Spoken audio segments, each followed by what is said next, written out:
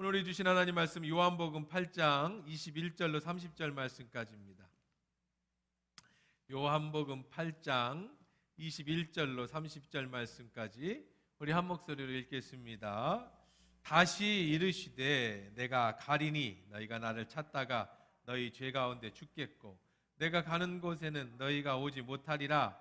유대인들이 이르되 그가 말하기를 내가 가는 곳에는 너희가 오지 못하리라 하니 그가 자결하려는가? 예수께서 이르시되 너희는 아래에서 났고 나는 위에서 났으며 너희는 이 세상에 속하였고 나는 이 세상에 속하지 아니하였느니라. 그러므로 내가 너희에게 말하기를 너희가 너희 죄 가운데서 죽으리라 하였노라. 너희가 만일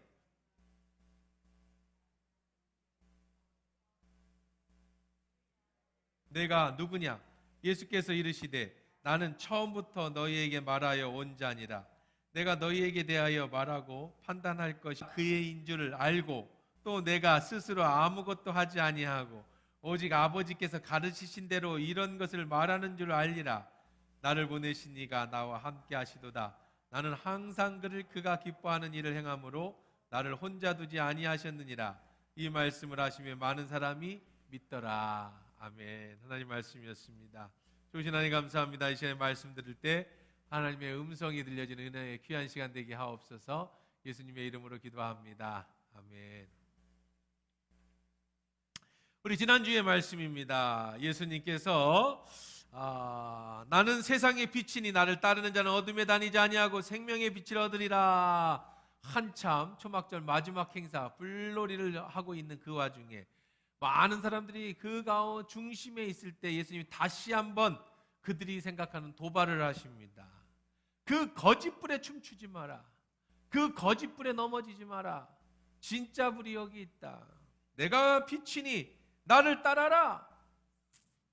그때 이제 종교 지도자들이 예수님을 향해서 대항합니다. 아니, 네 말이 틀렸다.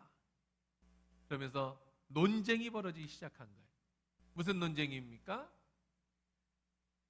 네가 빛이라고 네 스스로 이야기하는 법이 어딨냐? 빛은 다 보게 돼 있는 거 아니냐? 자기 스스로가 빛이라고 하니 그 자체가 모순이다, 오류다. 그래서 예수님이 말씀하십니다. 우리 요한복음에서 계속해서 내가 빛이 아니라서 너희들이 보지 못하는 것이 아니라 너희 눈이 멀어서 빛을 보지 못하는 것이다. 그렇다면 눈이 안 보이는데 내가 빛인지 어떻게 알아? 증인이 있어야 된다. 율법에도 2명의 증인이 있으면 죄를 확정시키지 않았더냐? 너희들이 보지 못한다는 증거, 내가 빛이라는 증거가 있으니 바로 하나님이 증언하신다. 성령님이 또한 나를 증언한다. 나는 누구에게도 판단받지 않는다. 누구든 나를 정죄할 수도 없고 누구도 나를 판단할 수 없다. 왜? 나는 하나님이 보내서 하시는 일만 하니까. 오직 나를 판단하신 일은 하나님밖에는 없다. 그러면서 내가 나를 위하여 증언하는 자가 되고 나를 보내신 아버지도 나를 위해 증언하시니 그 증언이 참되다. 그랬더니 이 바리새인들과 종교 지도자 이렇게 또 말합니다. 네 아버지가 누구냐? 너를 위해 증거하는, 네가 빛이라는 증거는 네 아버지가 누구냐? 예수님이 대답합니다. 너희가 나를 모르는데 내 아버지를 네가 어떻게 아느냐? 너희가 나를 알았다면 내 아버지도 너희가 알았을 것이다. 미묘한 말씀을 하시죠. 그분이 누구예요? 아버지가 하나님이시네. 그냥 알지 못한다. 자, 그런데 이 말씀을 마치니까 지금 바리새인과 종교 지도자들은 예수님을 죽이려고 현장 수배를 내렸습니다. 지난번에 하인들을 불러서 잡아오라고 그랬는데 안 잡아왔습니다. 예수님이 지금 초막절 마지막 행사를 망치셨습니다. 그들 식으로 말하면 지금 대제사장과 종교 지도자 이들 앞에서 그들을 질책하십니다. 내가 빛이라고 하는 그들이 생각하는 말도 안 되는 엄청난 말씀을 하셨어요. 그 빛에 뛰어놀지 말고 진짜 빛은 나한테 오라고 했어요. 그런데 그들은 예수를 잡지 못했어요. 왜 잡지 못했을까요? 20절입니다. 이 말씀은 성전에서 가르치실 때 헌금함 앞에서 하셨으나 잡는 사람이 없었으니 이는 그의 때가 아직 이르지 아니하였습니다.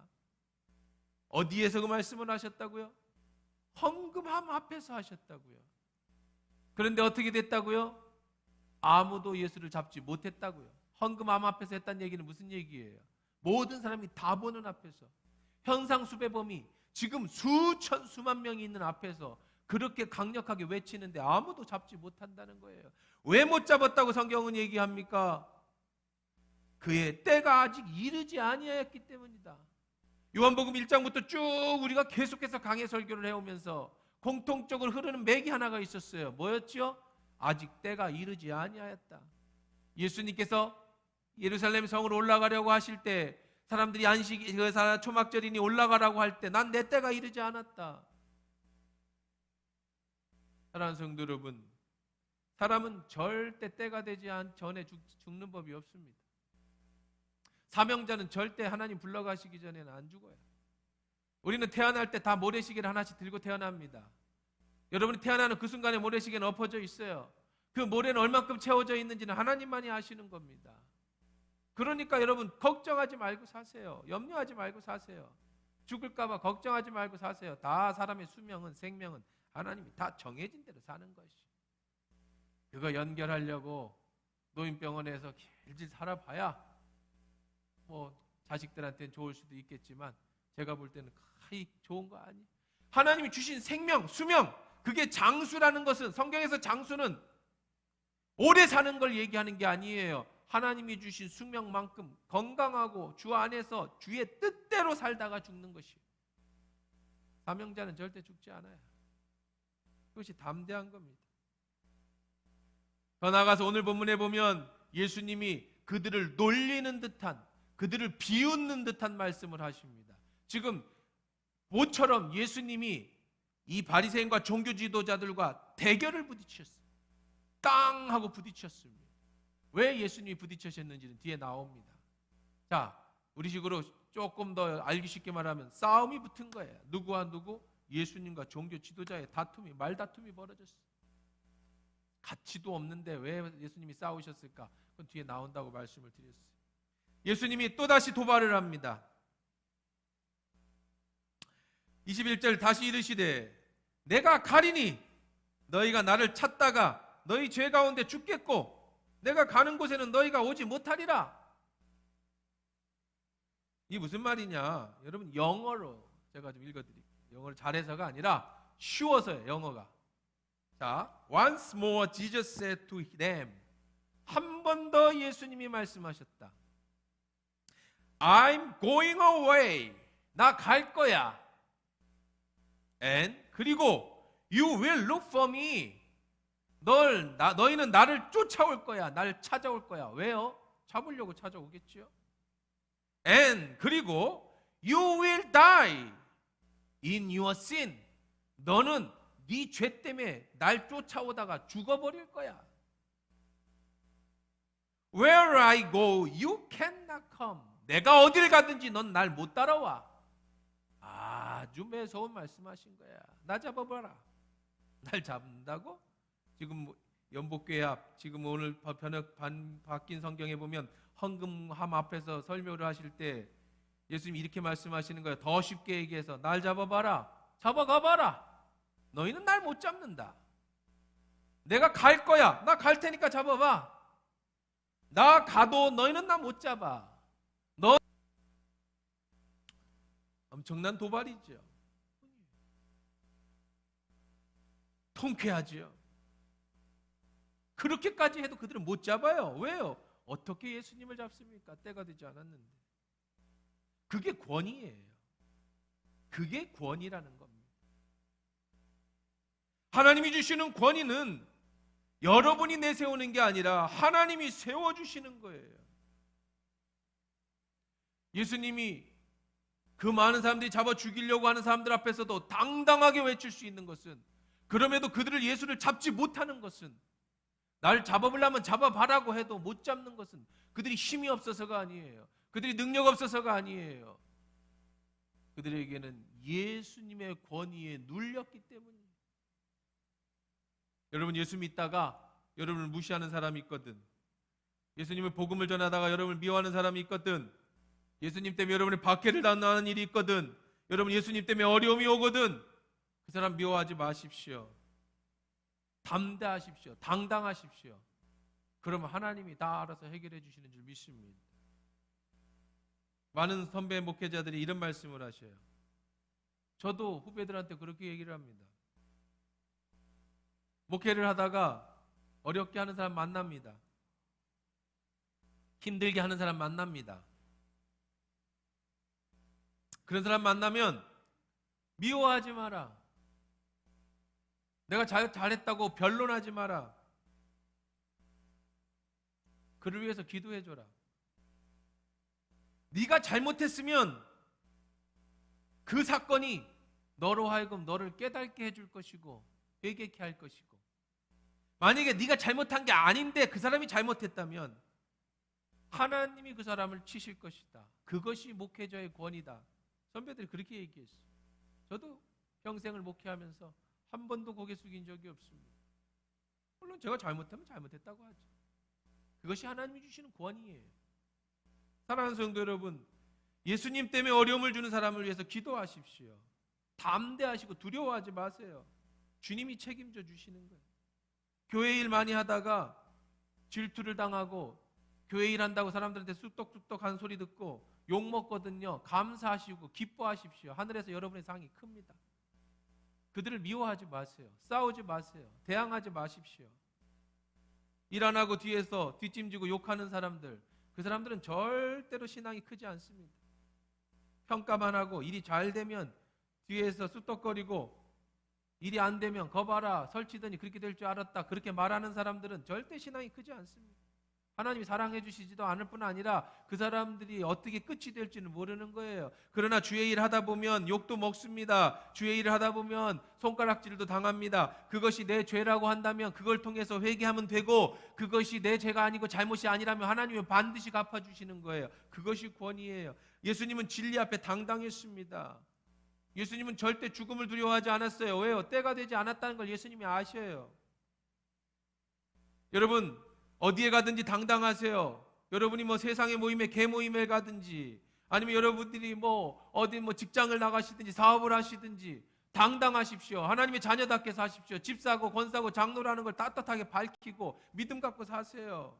그거 밝히면 괜히 술 한 잔도 못 먹고 노래방 가서 신나게 놀지도 못하고 사회생활에 제약받고 조금 잘못하면 예수 믿는 애가 저런다고 그렇게 손가락질 당할게 겁먹고 그렇게 불편하게 살지 마세요. 그건 믿는 사람이 사는 게 아니에요. 그건 믿음의 사람이 사는 게 아니에요. 여러분의 빛이 다 비춰지지. 누가 세상에 어두움에 같이 가서 빛을 뒤에다 두고 어둠과 같이 생활을 합니까? 어디 바알세불과 예수가 같이 있을 수 있습니까?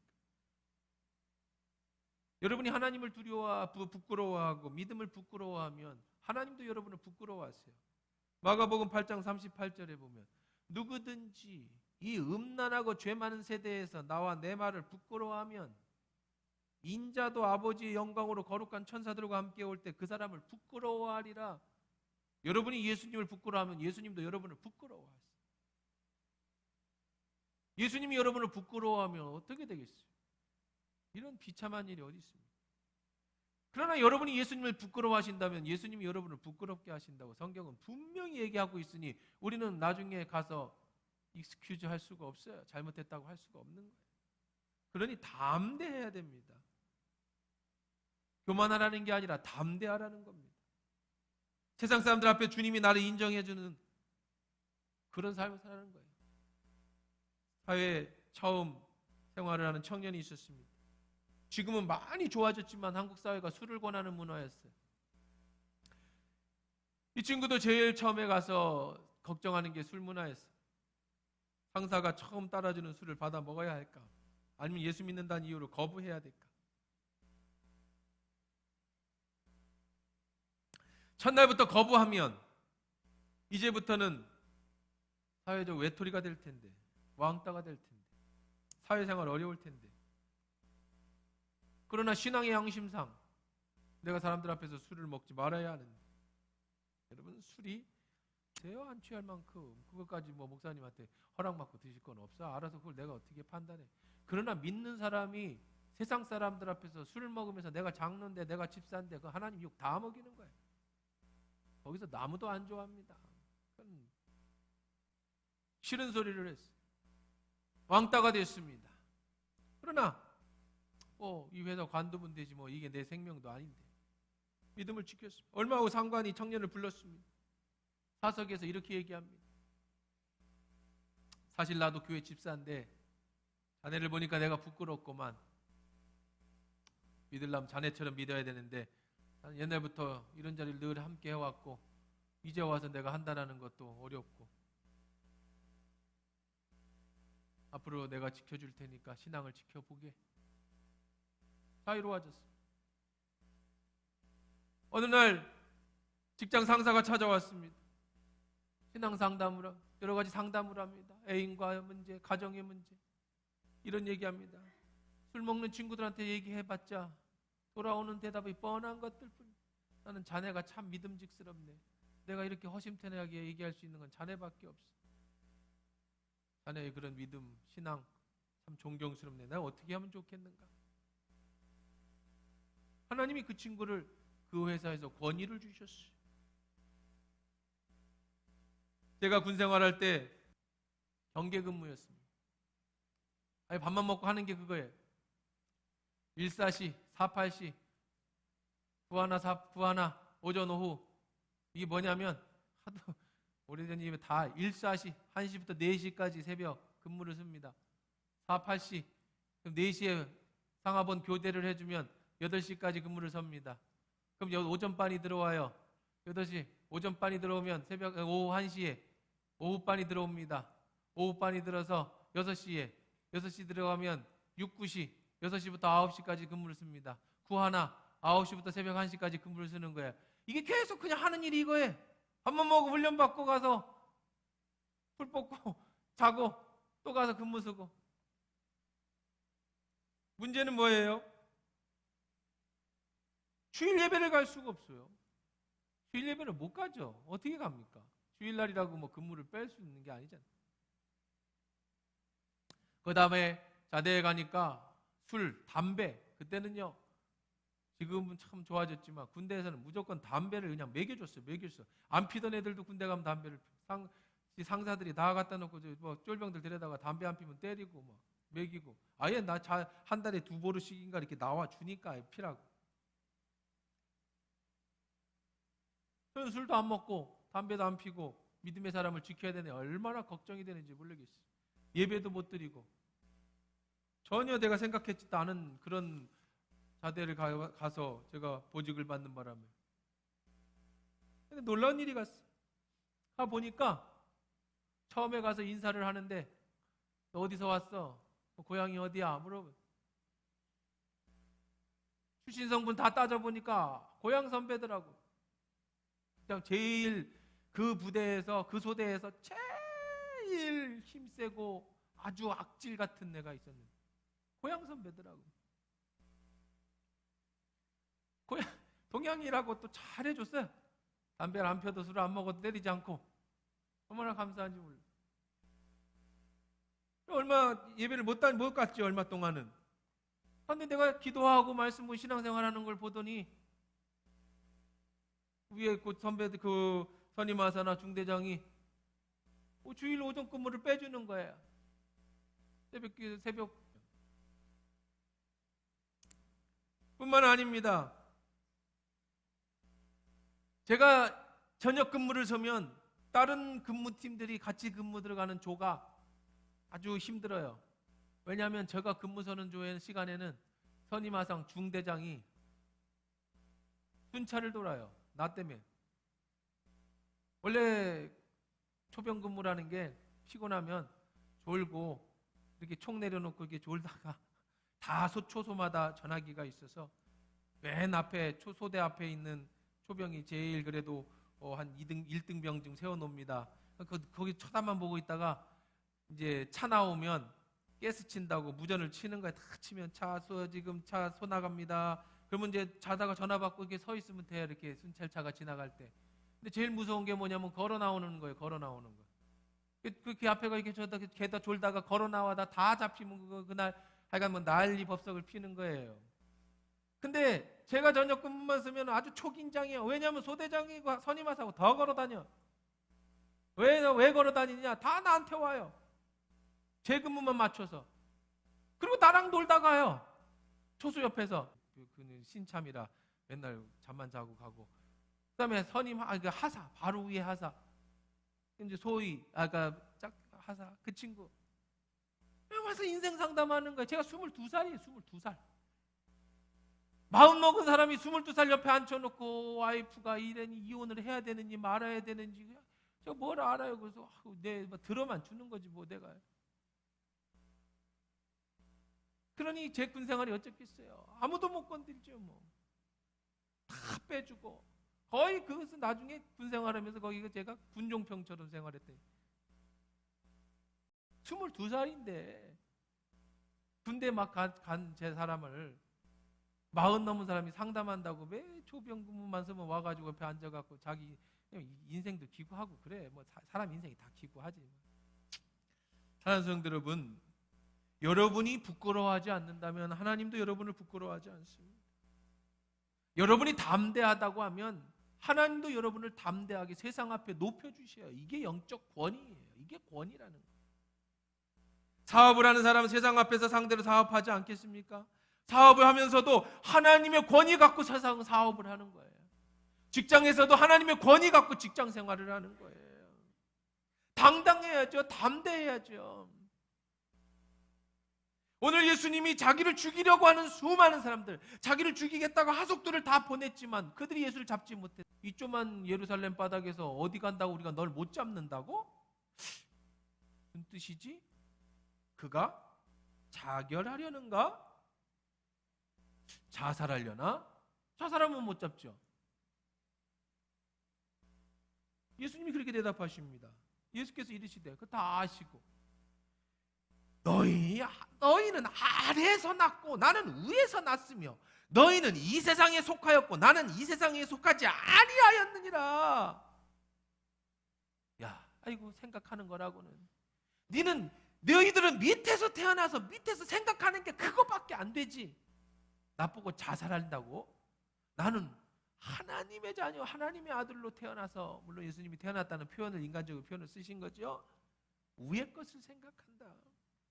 그러므로 내가 너희에게 말하기를 너희가 너희 죄 가운데 죽으리라 하였노라.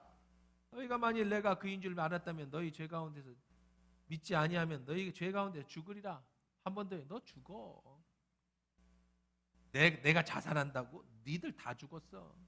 너희들이 날 믿지 않으면 너희들은 다 죄 가운데서 너희들은 다 죽게 될 것이야. 아주 심한 말이죠. 너 죽어. 넌 죽었어. 이런 뜻이에요. 예수님. 그들이 말합니다. 너 누구냐? 너 누구냐 도대체? 우습지요? 예수님을 향해서 너 누구냐? 그럼 당연한 대답 아니에요? 내가 누구냐고? 내가 처음부터 얘기했잖아. 내가 누구라고. 왜 뜬금없이 내가 누구냐고 물어. 어이없는 질문이야. 너 누구냐 도대체? 무슨 4차원적인 얘기를 하는 거야? 예수님이 대답합니다. 나는 처음부터 너에게 말하지 않았냐?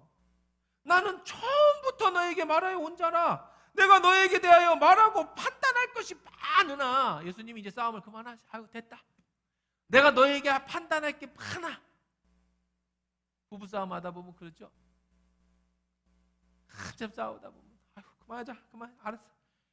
말꼬리를 붙잡다 보면 나중에 처음에는 뭐 갖고 싸웠는데 한참 싸우다 보면 도대체 뭐 갖고 싸웠는지 말꼬리 잡다 보니까 처음 싸워. 그러면 어떻게 해야 끝나 그 싸움은요? 그만하자. 알았어. 그만하자. 내가 할 말이 없어서 그만하는 게 그만하자. 절대 우리 집이라고 생각하면 안 된다고 내가 가끔 이런 얘기를 할 때 했는데 여러분 집이 우리 집은 아니야. 그런 일 없어요. 예수님이 그래. 야 그만하자. 내가 할 말은 많지만 그만하자. 나를 판단하시는 이는 나를 보내신이다. 나는 그에게 들은 것만 말한다. 할 말 없다. 나를 보내신 이가 누구예요? 하나님만이라. 그만하자. 그들은 아버지를 가리켜 말씀하신 줄을 깨닫지 못 깨닫지요. 왜요? 예수님 말씀하신 대로 이 인간들은요, 이 땅에서 태어나서 세상의 것만 추구하다가 죽으니 하나님의 나라와 하늘의 것은 할 수가 없어요. 세상에 사랑하는 성도 여러분, 여성이 우리는 다 세상에 같이 살죠. 세상 사람들과. 여러분이 당당하게 살아야 될 이유는 세상은요, 죽었다 깨어나도 여러분을 이해 못합니다. 이해 못하는 사람들하고 왜 싸워요? 이해 못하는 사람 앞에 가서 왜 그들과 같이 머리 숙입니까? 우리는 우리의 길을 가는 거예요. 우리는 하나님 나라의 길을 가는 사람들이에요. 세상 사람들은 세상의 길을 가는 거예요. 절대 바알세불과 예수는 하나가 될 수가 없어요. 그러나 예수님이 이렇게 결론 내려주십니다. 이에 예수께서 이르시되 너희가 인자를 든 후에 너희가 인자를 들어요. 십자가에 들렸다고요. 죽인 다음에 너희들이 때가 돼서 나를 잡아서 십자가에 죽인 후에야 내가 그인 줄 알 것. 그때 돼서야 내가 하나님의 아들인 걸 그때 너희들이 알게 될 것이고, 내가 스스로 아무것도 하지 아니하고 아버지 가르치신 대로 이런 것을 한 것을 그때서야 네가 알 것이다. 그러면서 이렇게 말씀하십니다. 여러분에게 하신 말씀, 내게 해주시는 말씀. 나를 보내신 이가 나와 함께 하시도다. 나는 항상 그를 기뻐하시는 일을 행함으로 나를 혼자 두지 아니하셨느니라.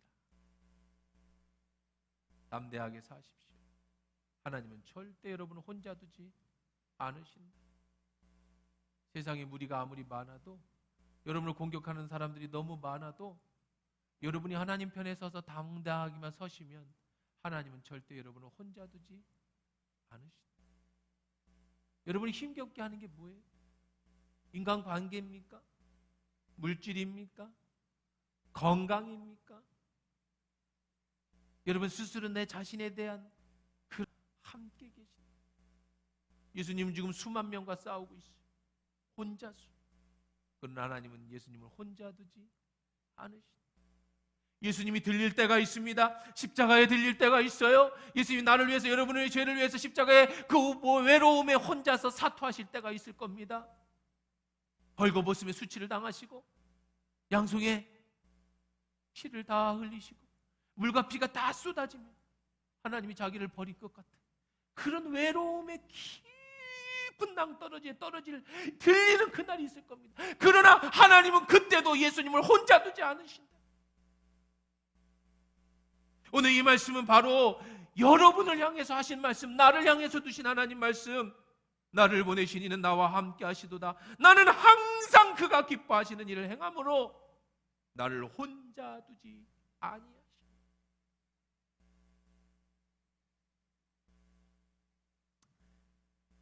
왜 예수님은 이들에게 이런 말씀을 하실까요? 못 알아듣는 이에게.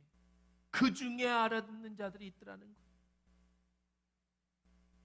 30절 이 말씀을 하심에 많은 사람이 믿더라. 대다수는 안 믿어요. 못 알아듣습니다. 그런데 그 중에 선택된 몇 명은, 많은 사람들은 예수님의 말씀을 기억했다가 예수님이 십자가에서 들리고 난 후에 예수님의 말씀을 생각나서 믿더라는 거예요. 사랑하는 성도 여러분, 담대하십시오. 당당하십시오. 우리 그리스도인은 부끄러운 게 아니에요. 부끄러운 짓은 하지 마시고요. 부끄러운 짓을 하고 부끄러운 건 부끄러워야 됩니다. 요즘에 아주 그냥 기독교인이라는 게 너무 부끄러울 때가 있어요. 무슨 잘못하고 엄청 사회적인 문제를 일으키면 목사 딸이고 난 정말 그 목사님도 목회 그만해야 된다고 저도 생각을 해요. 딸을 그렇게 키웠길래 그래. 그건 똑같아. 비난받아 마땅하고 그거는 진짜.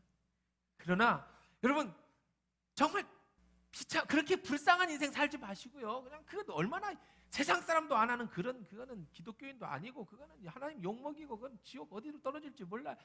그런 인생 살라는 얘기가 아니라, 그런 것이 아니라면 여러분 모든 일에 당당하고 담대하게 예수님 말씀하신 나와 함께 하시는 이유는 항상 그를 기뻐하는 일을 행하는 거니까. 여러분 하나님은 여러분 존재로서 기뻐하세요. 여러분이 착해서가 아니라, 여러분이 잘나서가 아니라 믿음을 지키기만 하면, 여러분이 하나님 앞에 서기만 하면, 세상에서 당당하게 서기만 하면, 존재로서 하나님 여러분 당당하게 서서 승리하는 저와 여러분 되기를 주의 이름으로 축원합니다.